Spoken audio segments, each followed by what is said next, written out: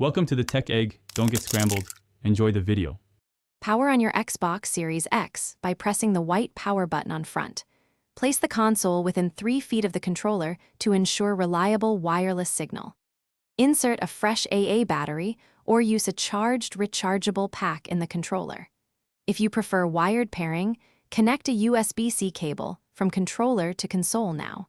Prepare to press the sync buttons on both devices when prompted next. Confirm the console displays a dashboard, indicating it is fully booted and ready. Press and release the console sync button on the front right of the Xbox Series X. Next, press and hold the controller sync button on top for 3 seconds until the Xbox button flashes.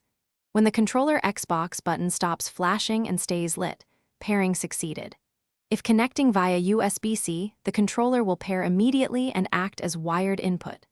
To pair to a Windows PC using Bluetooth, hold the controller sync and add device in Windows. On successful pairing, the console may display the controller name and battery level briefly.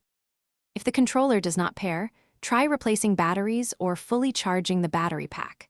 Restart the console by holding the power button for 10 seconds and then power it on again.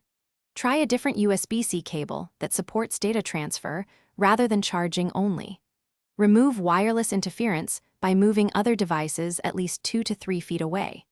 If pairing to multiple consoles, press the console's sync to select the desired console explicitly. As a last resort, update controller firmware via settings and Thanks for watching. Consider subscribing if I helped unscramble your problems.